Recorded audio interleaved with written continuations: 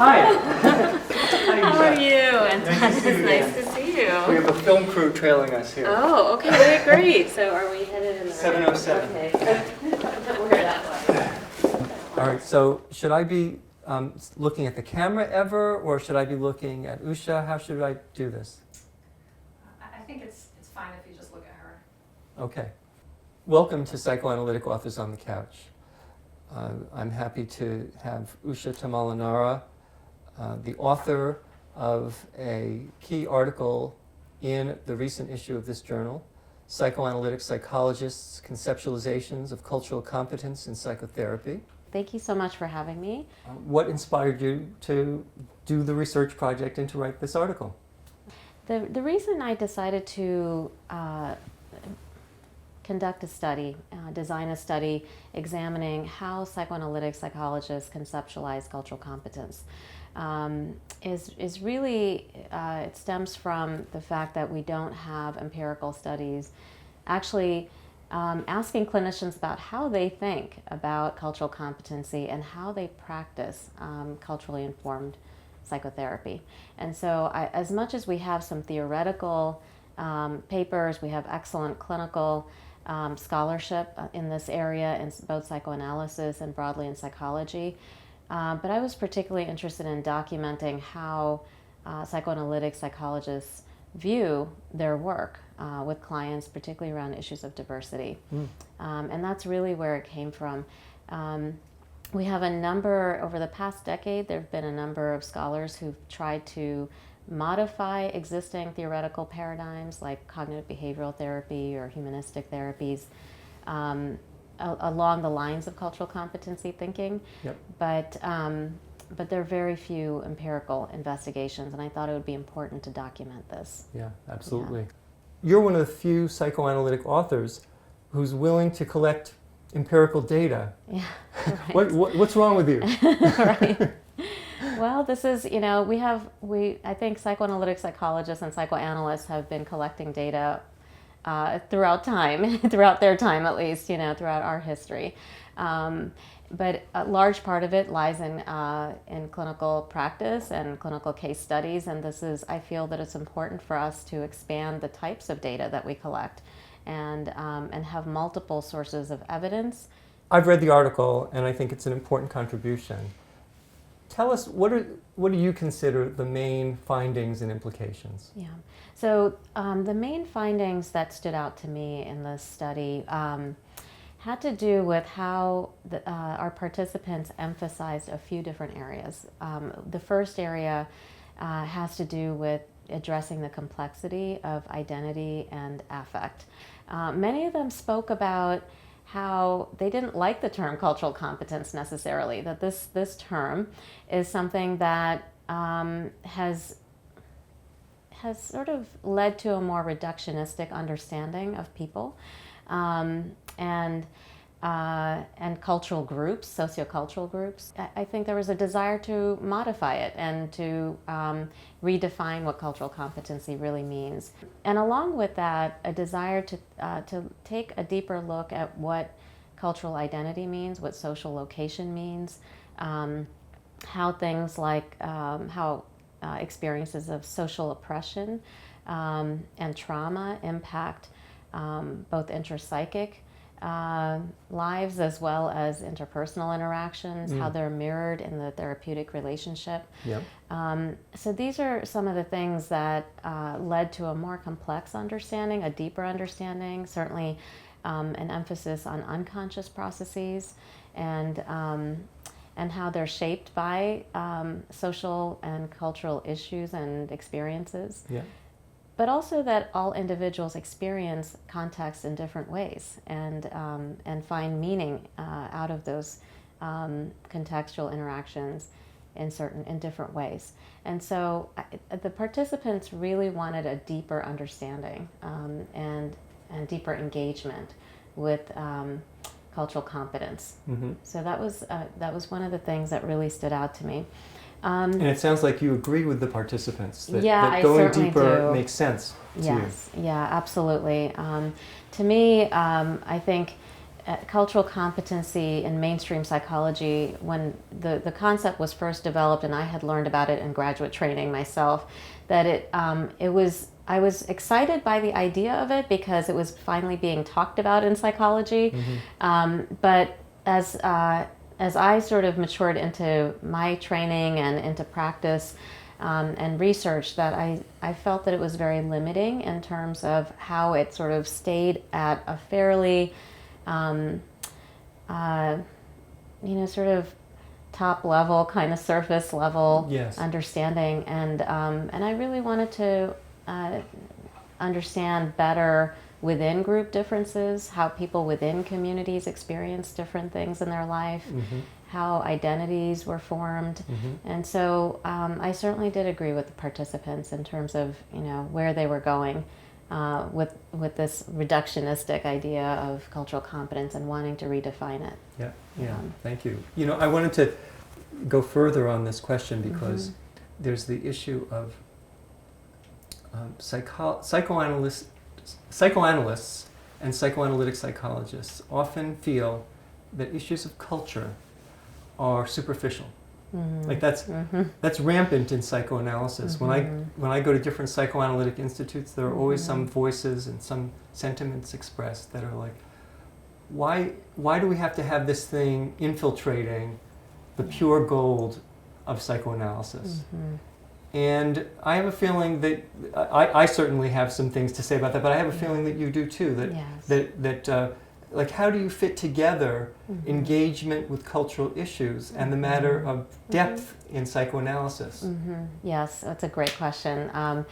Well, I'll speak for myself as well as the participants whom we interviewed, because I think they got to this issue that you're raising. I too have had experiences where some folks in institutes have said, this is more sociology and it's not actually psychology. Yes. And it's not about the individual. But in fact, to me, the two are inseparable. And I think the study also indicates the idea that how can one separate out how they've been socialized, for example, around issues of race or sexual identity or gender, and how do we then sort of extricate ourselves from that and become a separate individual outside of those contexts that shape everything about us in terms of how we think and even perhaps how we feel about ourselves in relation to the world around us. So for me, it's very much intertwined. And when we have conversations with clients, and our participants spoke to this as well,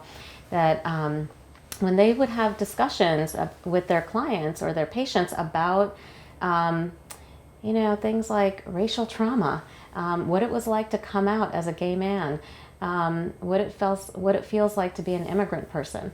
When they would have those kinds of conversations, those were not separate from other kinds of unconscious, other types of things that we typically align with psychoanalysis, which is the unconscious. Yes. And so their dreams, their fantasies, their wishes, their fears, their relational life was deeply impacted by how they experienced things like immigration, how others perceived their racial identity, how they were treated because they were a man or a woman. So these two things were never quite separate. And so for me, it's very much part of the same thing within a person. Yeah.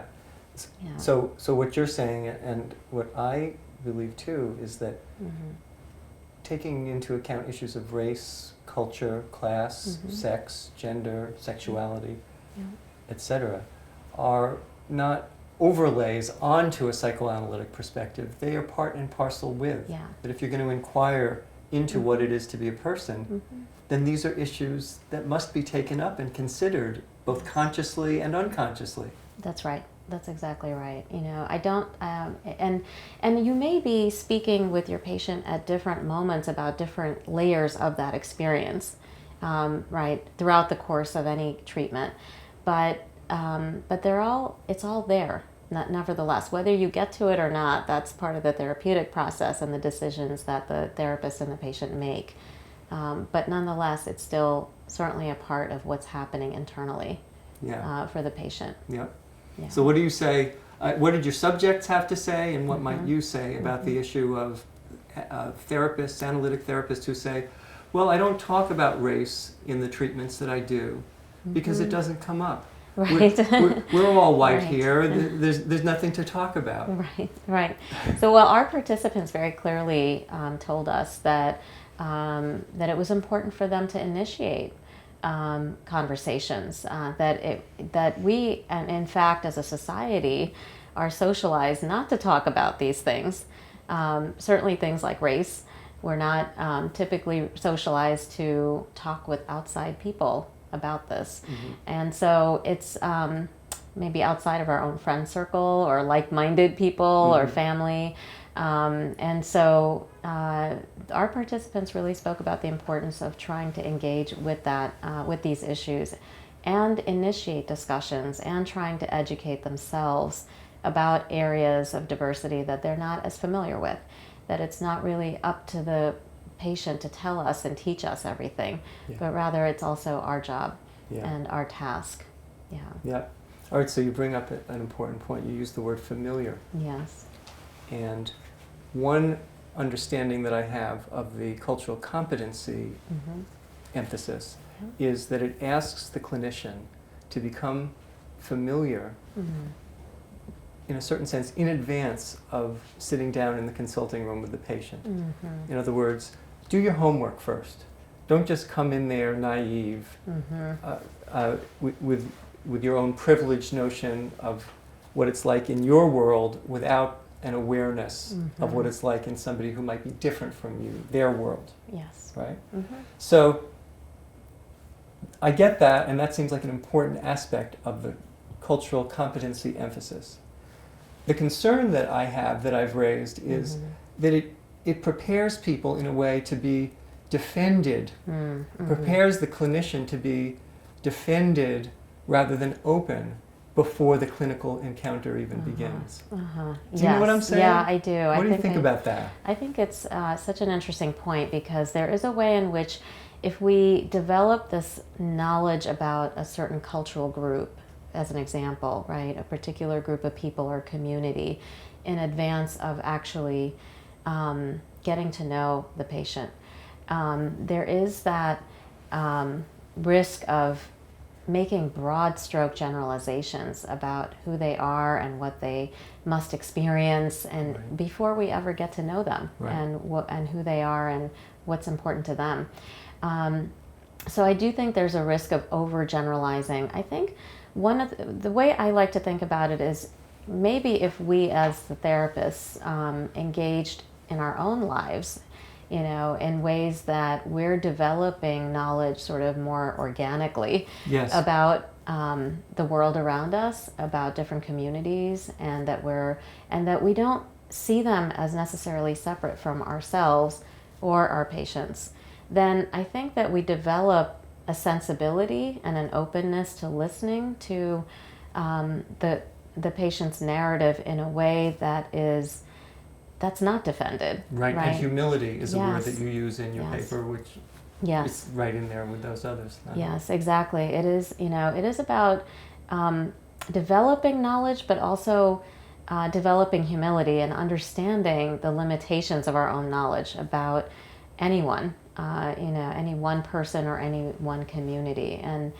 really remaining open to possibilities, because that's what we expect to happen, right? In psychotherapy, we want our patients or our clients to expand their range of options and possibilities, and oftentimes they're struggling because those possibilities feel so constricted in their lives. How are these issues of diversity going to be incorporated into a psychoanalytic psychological curriculum? And so that one tension exists that I want to hear your take on.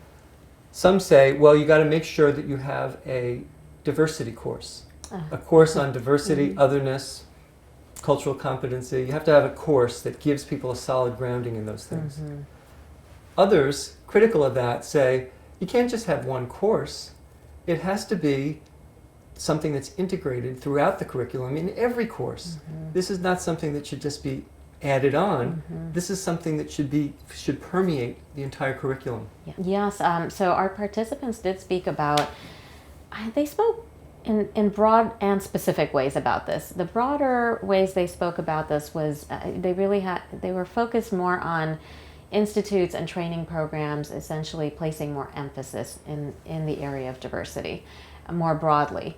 But more specifically, they wanted to see a broader array of topics that were covered in addition to race and in addition to gender and sexual orientation, expanding it to social class, for example, and disability, other areas of diversity, and also the intersections of these identities. So they wanted to see more of that being covered in psychoanalytic training. They also wanted to see more psychoanalytic concepts be integrated in multicultural psychology training. So that this wasn't something only limited to psychoanalytic training, but broadly psychology training, which I thought also was really interesting. And in terms of many of them did point out actually that there are the same frustration around having one single diversity course that's supposed to, in that one semester, supposed to give you training, and you're supposed to come out of it feeling competent in some way. For me, I think that those courses they should really aim to help people think critically about theory. I think those courses should be more about self-reflection and more about helping people to engage in thinking about culture and context, thinking about race, thinking about sexual identity, but not necessarily in a way that, again, creates these broad generalizations about groups of people, so that all immigrants think this way or all people who are in this group feel another way. I think if it takes that lens, then I think it actually creates a big problem for people. And I certainly do prefer if a curriculum integrated these topics throughout, because I can certainly think that if you're taking a seminar on the therapeutic relationship, that why wouldn't we integrate topics of diversity as part of understanding the therapeutic relationship? All this makes perfect sense to you and me as we're talking about this.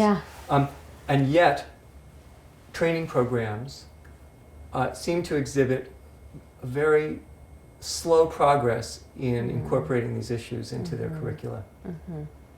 So, what are your theories about why that is? Well, I think part of the issue is that there are certainly generational gaps within training institutes. And I would say more broadly in training programs, whether it's doctoral programs, postdoctoral programs, or internship sites, or institutes. And so I think there's a way in which older generations, first of all, have not been trained to think about these issues. In a way, it's the younger generation that seems to be bringing these topics up. And so there are these tensions in which I think the younger generations of psychologists are trying to raise these as normative and not the outliers, and not just sort of an extra peripheral thing you add on once you learn the real stuff, And I think there's an adjustment. I think there's an adjustment that is probably going on for all sides. And it does require that older, younger, mid-generation folks all sort of pay attention to their own defensiveness in the process of trying to engage with these issues, because I think there's a lot that everyone can learn from each other, but there is a way in which there's frustration that things are not changing fast enough, and yet at the same time there are reasons for why they're not changing fast enough. And I think some of those reasons might be specific to the history of that particular institute or training program, the composition of the faculty and the students, and whatever power dynamics there might be related to that as well. The power dynamics, I think, that you just mentioned are crucial. What's the climate of a given psychoanalytic or graduate study institution?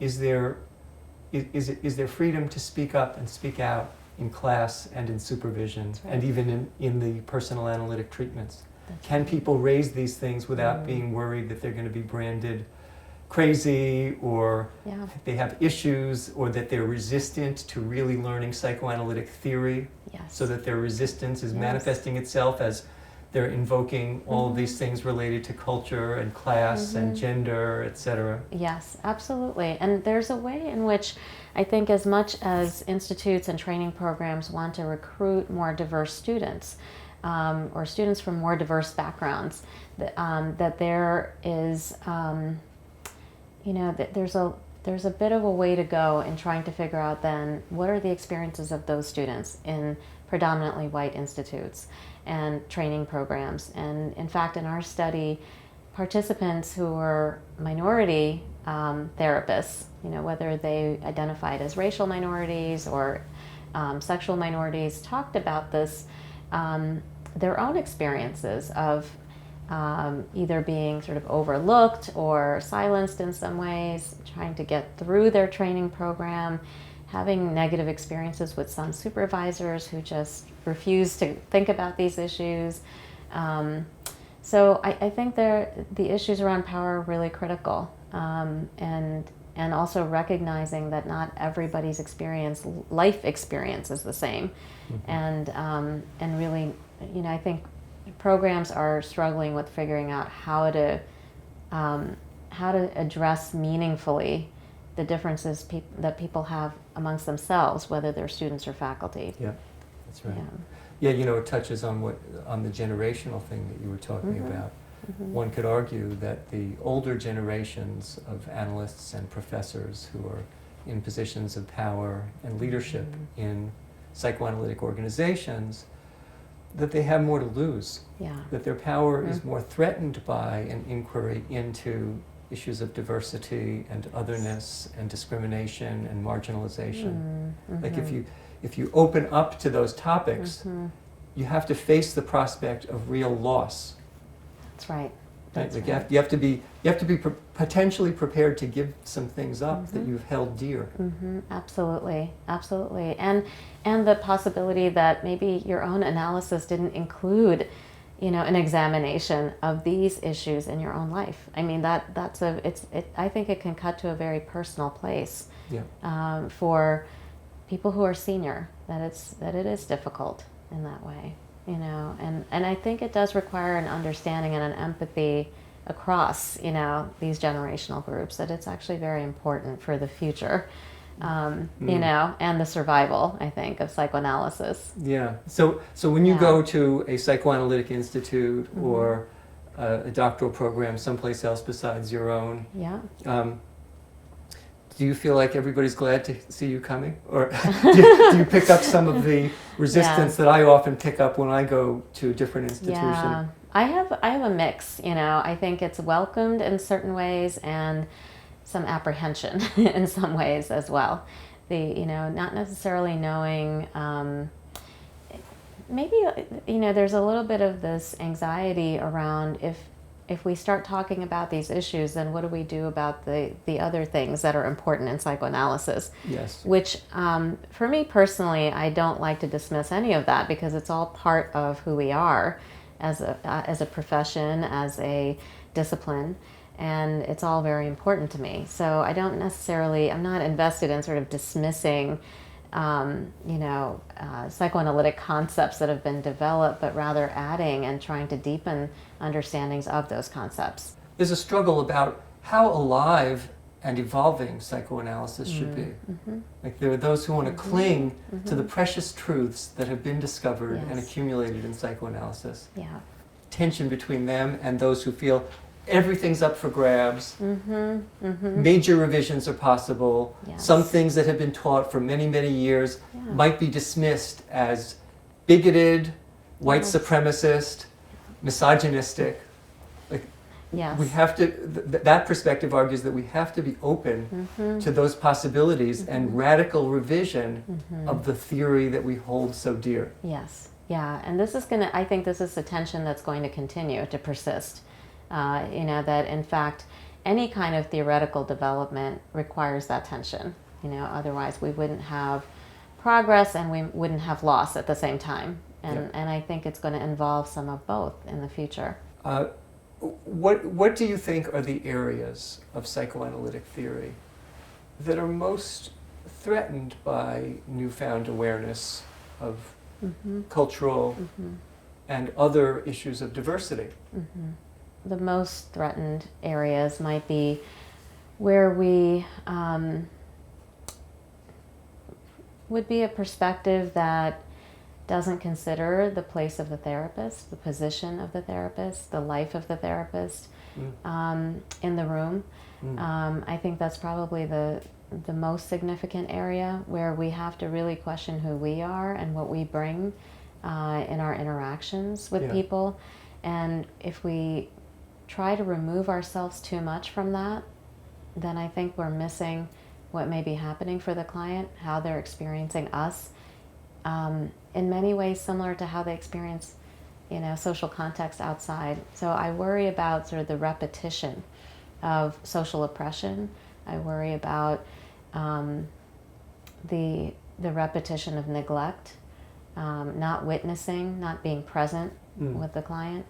And so, and I think it's that part of psychoanalysis that, or a particular perspective of psychoanalysis that removes the personhood of the or tries to. or tries to remove the personhood of the therapist. And I think that's, that's threatened by yes. taking these issues into account. I Absolutely. believe so. You know what I've been calling it lately? Who wants to know? Like if we're emphasizing the analyst's curiosity and inquiry into the patient's inner life, then how are we going to stay away from the question of who wants to know? Right, exactly, right. Well, and you can't. It's right. It is an impossible thing to stay away from. Which is different from rampant self-disclosure. Exactly.